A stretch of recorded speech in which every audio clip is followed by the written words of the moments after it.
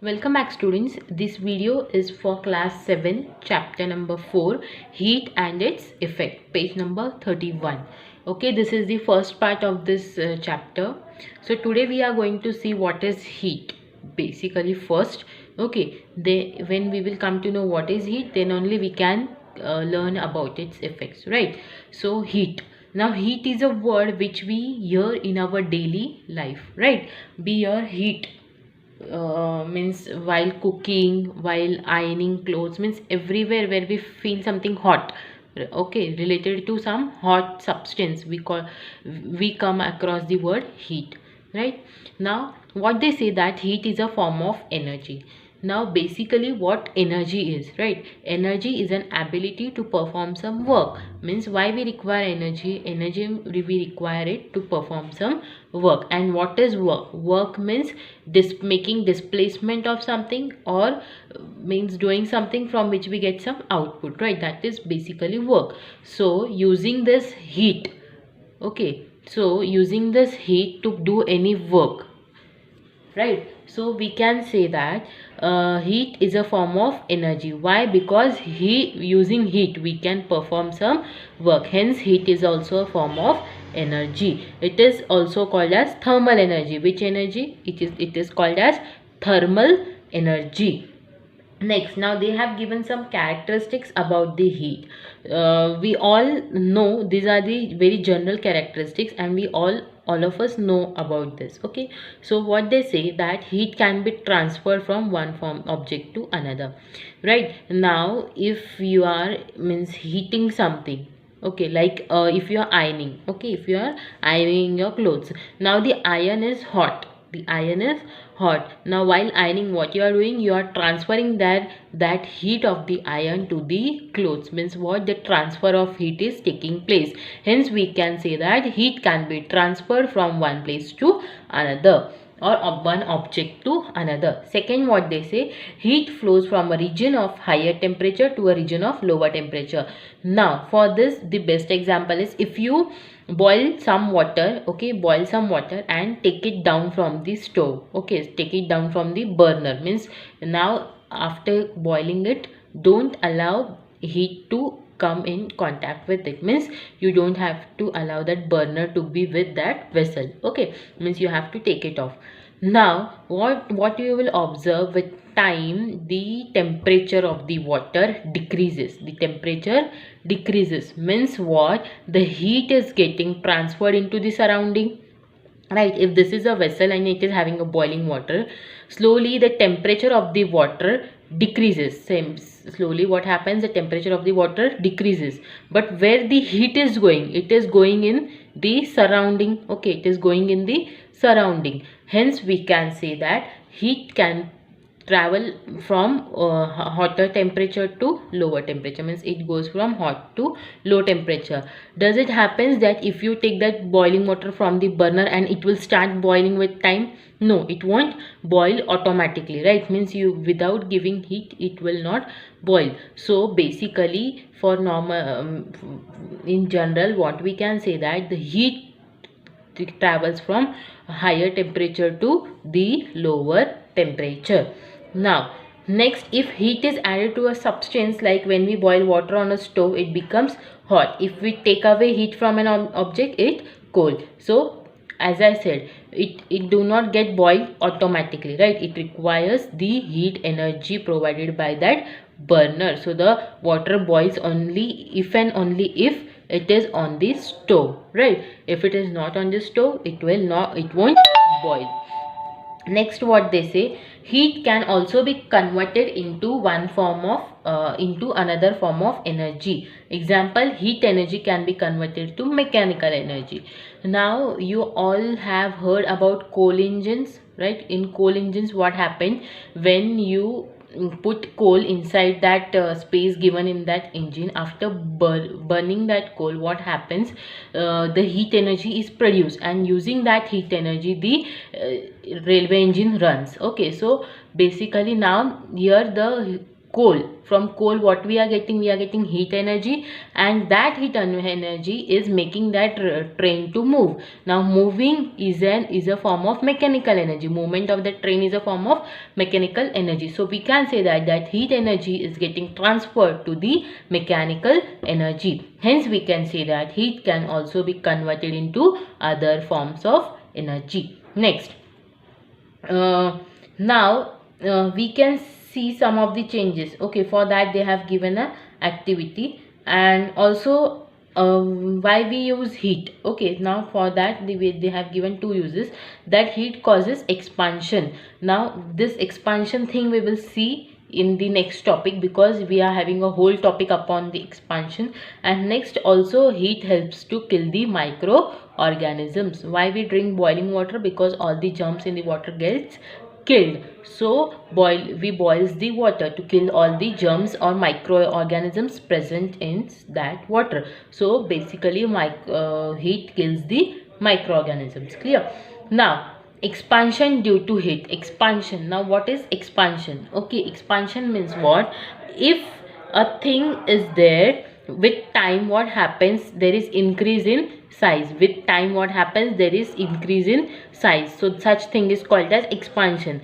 Now I'm not speaking about growth in living things. Okay, expansion basically occurs in non-living things. Okay, generally it occurs in non-living things. In living things, when there is increase in size, we call it as growth. But in non-living things, due to certain what we can say characteristics of the environment, or there is changes in the environment, the non-living substance increases in size, and that increase is called as expansion. Now expansion is one of the effects of heat. Now expansion, the reason behind the expansion, the one reason behind the expansion is heat. Now how? Now we all know that, okay, we all know that ice is a solid form of water, right? Ice is a solid form of water. Now what happens if you take a piece of ice? Okay, if you take a piece of ice and if you place it, means outside the refrigerator, means in the normal environment, what will happen? Slowly and gradually it will start melting. It will start melting, and that solid ice now will become a water. Now what happens if you boil this water, or if you give more heat to the water? It will start evaporating. Means what? Now the solid substance present over here, that is the ice present over here, due to heat, what is happening? There is an expansion of ice is taking place, and that expansion means what form? The liquid form. Expansion of ice is in the liquid form. Now various substance has expansion, means various substance has different what we can say forms after expansion. Okay, so in case of ice, what happens? On expanding it becomes liquid, and on expanding that liquid, means on boiling that liquid, it will form gas or water vapors. So different materials shows different characteristics. Now for that, first let us see the expansion in solids. Okay, now expansion in solid, for this they have given an activity, that is 4.2. it is on page number 32. Now in this what happens? You can see a ring here. There is a ring, and there is a metal bob or a metal ball. Okay, and they have tied it to a string. Now what happens? At room temperature, means at normal temperature, the ball passes through the ring. Means if this is the ring, and if you passes the ball, it will pass through the ring. Okay, at the normal temperature. But if you heat that ball, okay, if you heat that ball, now take the ball and heat it. After heating, again tie it there and try to pass it, you will find out that the ball will get stuck in the ring. Means what? Earlier, if this is the ring, the ball was passing easily, but due to the heating, what happened? The size of the ball has increased. So size has increased, means it has expanded. Now as the ball has expanded, so when you will try to pass it from the ring, it will get stuck up, it won't pass. The same thing is happening. Means from this what we can see is, the ball is in the solid form, right? It is in the solid form. So normally metals, after heating, what happens? They expands. And metals are in the which form? They are in solid form. So when they are heated up, they expands. Okay, so this is the basic effect on solid substances of heating. Now where do we use this phenomena that solid expands on heating? So for that, in our daily life, means we use this thing. Okay, so first is what? Railway tracks are constructed with the gaps in the rails to allow the metal rails to expand due to the heat of the summer and the heat generated by the friction. Now what happens? You might have observed that when you rub two metal things across each other, okay, when you rub this two, you will find that both of them become slightly hot. Now what is happening? This is friction. Okay, rubbing of two metals means friction, and due to that friction, heat energy is generated. Now first thing. Second thing, what happens in summer seasons, right? You might have observed that the even our tar roads also, they get heated up, means they are too hot, right, in summers. So what is happening? Due to that summer season and sunlight, the railway tracks, you can see here there is a gap between two railway tracks. Now why is it? Because due to the summer season, they get heated up, or due to the, if when the railway goes through it, the friction occurs and also it gets heated up. So what happens? This railway track, they expand slightly. So if they expand, what will happen? They two will get merged. So to avoid that, what they do, they just make a slight difference, or they just place a small gap between the two separate railway tracks, and due to which, after expansion also, the smooth transport is smooth. Okay, next, in steel bridges, spaces are given between sections to allow them to expand. The same thing in bridges also, there is spaces, because the steel expands in summer seasons, and that is why it won't get clumsy. Okay, so that is why the spaces is present. Next is telephone and electric overhead lines are strung between their poles in a specific way. Now you might have seen there are different at different places there are poles. Okay, there are poles, and between that poles there are electric wires. Okay, there are electric wires. Now what happens is, this in summer season, again the wire expands. Okay, if they expands, what will happen? They will, means they will just bend. Okay, they will slightly bend. So they are placed in such a way that, or they are tied in such a way that, in summers, when they are, what we can say, when they are expanded, they will have a space to hang. And in winters, similarly, in cold weathers, what happen? They contract. Okay, means the expansion is not there. Okay, in winters expansion is not there. So there should be a perfect, what we can say, perfect line. Okay, perfect electric line present over there. So for that, they place them in such a way that during summers they can expand, and during winter they can be in their normal shape and size. Okay, so next is the wheels of bullock cart. Now here is another example. Now here the wheels of bullock carts are shown. Now you can see there is a metal rim, means this whole structure, this is called as metal rim. Now to attach that two vehicles, there is between a rod. Okay, there is between a rod. Now what they do, we can't just fix the rod normally. Okay, because if we will fix it normally, it will get detached also normally when the bullock cart is running. So what they do, they just make this rim slightly small. If this is the thickness of the rod which is to be inserted, so they just make the hole slightly small. Okay, this is slightly small at normal temperature. Now what they do, they just heat it up. Means if we heat it on a burner, what will happen? This will slightly expand, because metals expand, so this will slightly open up. Now the metal rod will easily go inside that, and when it is hot, and after cooling, it will again come back to its normal position, and this will become tight. Clear? Means normally it is small, so after heating it becomes big, so it is easily inserted, and then again it becomes small at room temperature. So such thing happens with the Woolard wheel. So we use this expansion in solid phenomena in these cases. Next is expansion in liquids. Now as we have seen in solids, similarly the rate of expansion is different for different liquids. Now liquids expands more than solid. Okay, normally the liquid expands more than solid. Now thermometers. Now where do we use this? We use this in thermometer. You might have seen thermometer. Okay, so in thermometer what exactly is there is, 1 minute I'll show you. Thermometer.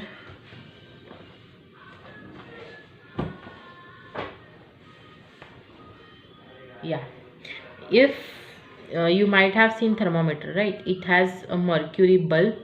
Okay, it has a mercury bulb and there is a glass tube. Okay, nowadays doctors use digital thermometer, but early days this type of thermometer was used. So what happens? Yeah, it's a mercury silver type thing is present over here. So when the doctor used to place this, okay, place this, what used to happen, if the person is having fever, the mercury goes up, the mercury goes up. Okay, so now where till it goes up, till the amount of heat present in the person's body. Okay, so the expansion or the going up of the mercury was totally dependent upon the person's body temperature. So if more the temperature, the mercury used to expand more. So such thing. Okay, so this is the phenomena where expansion in liquid was used, because the mercury which is used here, it is in liquid form. Mercury is in liquid form. Okay, so what happens when the heat energy is given to the mercury or the bulb of the thermometer, the mercury expands, right? So this expansion of liquid phenomena is used in thermometers. Clear? Next is expansion in gases. Now first thing, in solids expand less, solid expands less compared to liquids. Okay, solid expand less compared to liquid and liquid expands less compared to gas. So who expands more? First gas expands more, then liquid comes and then solid comes. So clear with this, solid expands less compared to liquid and liquid expands less compared to the gas. Now temperature, the amount of heat energy that an object has determines if it is hot or cold. Now an object becomes hot on heating and becomes cool when it is left at room temperature. Now so now what they say, okay, basically yeah, basically what happens, we how can we say that yeah, this thing is hot, this thing is cold? How we say that? By touching it, right? By touching it means if something is hot, I can touch and feel, yeah, it's hot. If something is cold, I can touch and feel, yeah, it's cold. But touching is not every time a, what we can say, genuine parameter for measuring the hotness and coldness of a body. Why? For this I'll give you a best example or activity they have given here. Now what you have to do is, you have to take 3 bowls. Okay, you have to take 3 bowls. Bowl A, next is bowl B, and next is bowl C. Okay, we have to take 3 bowls.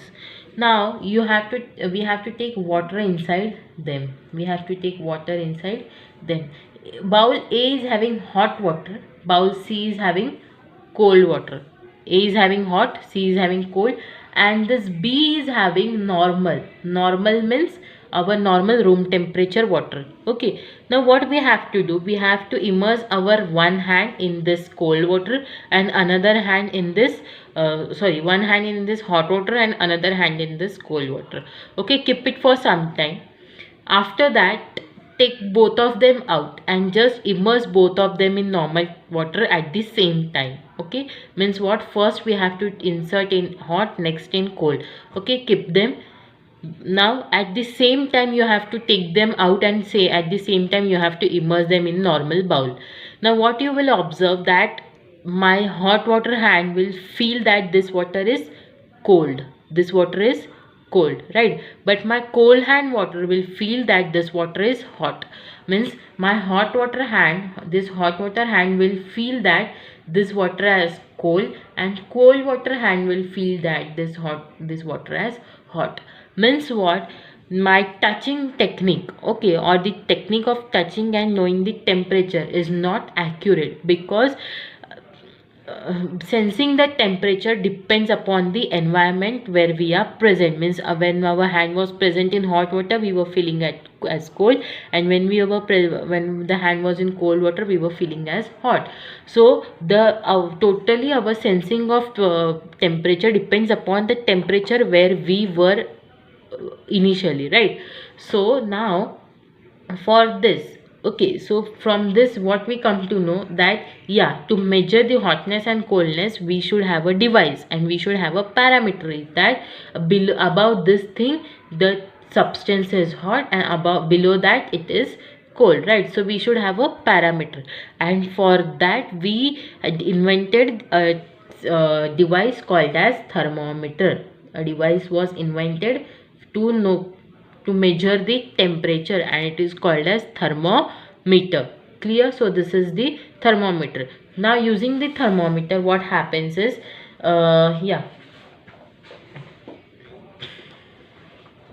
thermometer. Now a thermometer is an instrument used to measure temperature. So all thermometer uses material that have some physical property that changes uniformly with temperature. So normally our thermometer is made up of what we can say mercury, as I explained you. So the thermometer uses that phenomena. Now liquid thermometer have a long stem with a bulb at the end. This is the bulb. Okay, in thermometer this thing which is placed at the near the hot temperature, this is called as bulb. Next is mercury. Mercury means the substance which is present, silver color substance which shows us the readings, so that is mercury. Next is capillary. Now the small fine, there is a very fine tube, glass tube present inside this thermometer, in which the mercury goes up or down. That tube is called as capillary tube, and the other thing is called as stem. Okay, so what we have to do, they have given us, means basically what thermometer is and how it looks like. Now there is another type of thermometer which is called as alcohol thermometer, and its freezing point is much lower than mercury. Okay, so normally it is used for what we can say in lab, okay, in laboratories. So it is have a very low freezing point. Low freezing point means it has very means normally water has 0 degrees Celsius, right? So from mercury also, this the alcohol thermometer has low freezing points, and its boiling point is very high. Okay, it has a very high boiling point. Next, scales of temperature. Now again this temperature is measured in two units. Okay, temperature is measured in 2 units, that is Celsius, and Fahrenheit. Okay, Celsius and Fahrenheit. Fahrenheit. Okay, so Celsius and Fahrenheit. So these are the units of temperature. These are the units of temperature. Now using this Celsius and Fahrenheit, how we measure the temperature? Now 1 Kelvin is equal to okay, the unit of temperature on this scale is Kelvin, which is also the SI unit. Now Kelvin is the 1 minute Celsius and Fahrenheit, but for scientific purpose the absolute or Kelvin scale of temperature is used, and the Kelvin is the SI unit of temperature. Kelvin is SI unit of temperature. It is SI unit of temperature. Now we are having two types of thermometer, that is Celsius and Fahrenheit. Now how the scales are distributed? Scale means this points you can see here. So how they are decided in Celsius and Fahrenheit? Now in Celsius scale, the lower fixed point is 0 degrees Celsius and upper is 100 degrees Celsius with with the interval between the two fixed point is divided into 100 equal part, which is 1 degree Celsius. Now the thermometer of what we can say degree Celsius. Okay, I'll just draw a rough diagram. Okay, this is, so the minimum scale is here 0 and the maximum is 100. Minimum is 0 and maximum is 100, and there are total how many lines? 100 lines. There are total 100 lines. Now if this is having 0 to 100, okay, and there are 100 lines present from 0 to 100, so the first line or each line will indicate 1 degree Celsius. Each line will indicate 1 degree Celsius, whereas in Fahrenheit scale, okay, now this is about Celsius scale. This is about Celsius scale. Now in Fahrenheit thermometer, okay, so this is Fahrenheit thermometer. The lowest one is 32 Fahrenheit, 32 degree Fahrenheit. Okay, so the lowest one is 32 degree Fahrenheit, and the upper one, it is given in your textbook, that is page number 36. Yeah, the upper fixed point means the maximum point is 212. This is 212. The lower is 32 and maximum is 212. Now the interval is divided into 180 equal parts, and each part is 1 degree Fahrenheit. Again, now you can see here it is from 0 to 100. So there are total 100 lines. There are total 100 lines, and the first line therefore is 1 degree Celsius. Now similarly from 32 to 212, when we subtract this 212 minus 32, we will get it as 180, right? We will get it as 180, right? We will get it 180. So from this 32 to 212, there are total 180 lines. There are total 180 lines, and this 180 lines, so the one line indicates 1 degree Fahrenheit. One line indicates 1 degree Fahrenheit. Now for that they have evolved one case, or what we can say formula to find the, means this formula is used to find the convergence. Means if you are given some temperature in Celsius, you can convert it into Fahrenheit, and if you are given it Fahrenheit, you can convert it to Celsius. For that they have derived one formula, that is the relationship between the two scales. Now C starts, that is Celsius scale. Okay, Celsius scale starts from 0 to 100. So we will write it as C. We will write it as C minus 0 upon 100. Why? From 0 to 100, which is equal to, now Fahrenheit starts from 32 and ends up to 180. Means there are total 180 lines. Right? Here are of total 100 lines, and here are total 180 lines. So we will write it as 32 upon 180. So this is C minus 0 upon 100, and it is F minus 32 upon 180. Now after solving this, we get this. For that I'll solve it here. We are having C minus 0 upon 100, which is equal to F minus 32 upon 180. Okay, so yeah, we will get it as, here you can see C minus 0. Anything minus 0 is that number only. So C minus 0 is C upon 100, which is equal to F minus 32 upon 180. Now you can see here it is 100 present over here, and it is in the division form, right? Here the 100 is in division form. So when this 100 goes at this side of this equal to, it will become multiply. So this C will become, C is equal to, this 100 will go here. So 100, now multiply. When this 100 gets multiplied over here, it will get multiplied by both, that is F and 32, because here it is the minus sign, not multiplication. So it will get multiplied by both. So I will write it as F minus 32 bracket and whole upon 180. Now the 180 is whole, right? It is not only of 30 or F, it is for both. So it is whole upon 180. Now you can see here this, we can divide this 100 by 180, right? So after dividing, what we get, 20 5s are 100, and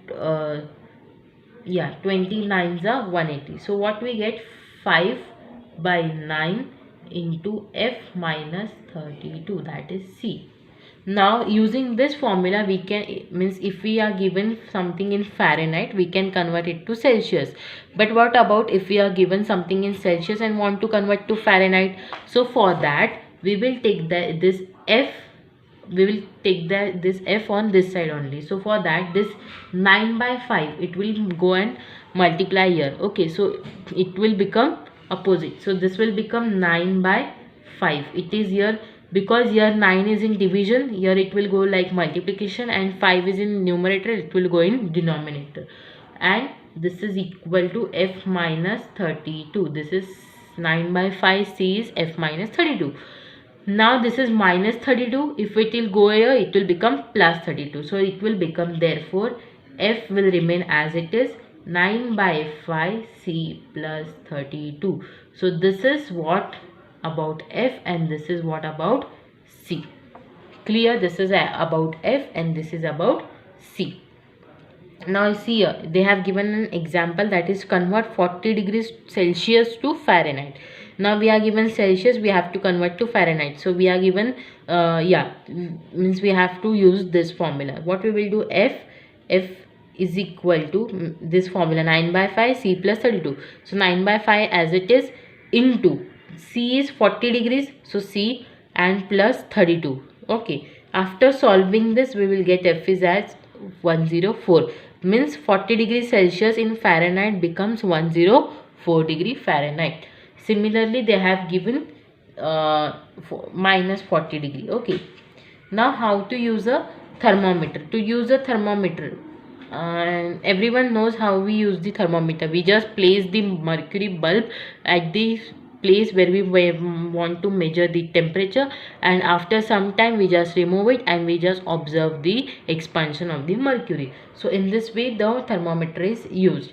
Now in laboratory, the thermometer range is minus 10 degrees to 110 degrees Celsius, because some substance has very, what we can say, means has point which is below 0 degree Celsius also. So hence it is from minus 10 to 110 degree Celsius. Whereas clinical thermometer is from 34 degrees to 42 degrees Celsius, because our human body range do not go below 34 and above 42. So it is between that range only. So as we require the range from this to this, then why to make big thermometer?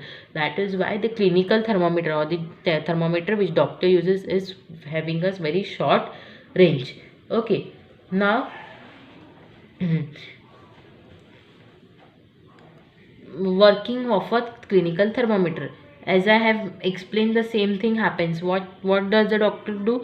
Means if a person is having fever, he will just place the mercury bulb in under the arm of a person, and because of the body heat present, what happens, the mercury expands, and after some time we remove that thermometer, we just note the reading, and again we place it in a means liquid where it is washed, or where it can be clean, and using it next time, what does the doctor do? He just shakes it once, because sometimes the mercury is above the level, so after shaking it come back to normal, and again it is used. So in this way this procedure is used for using the clinical thermometer. Next is digital thermometer.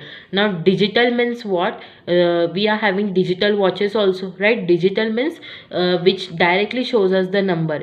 We don't have to take the readings, or we don't have to calculate. Yeah, it is having the means, if these are the markings and it is here, so it means this marking refers to this, and therefore the temperature is this. No, directly show you the number. It will directly show you, yeah, the body temperature is so and so. Suppose it is 50 degrees Celsius, it will direct, means not 50, if it is somewhat 40, so it will directly show you that, yeah, 40 degrees. So you will come to understand, yeah, the temperature is 40 degrees. The method is same, means you have to place and everything is same, but what happens, in spite of taking readings from those small lines, you will get a direct reading which is displayed on a LCD. LCD means that small screen.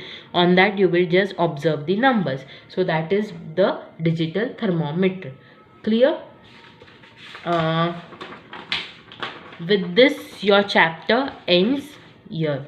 Okay, with this your chapter ends here. Okay, in next lecture we will go for the question answers. Clear?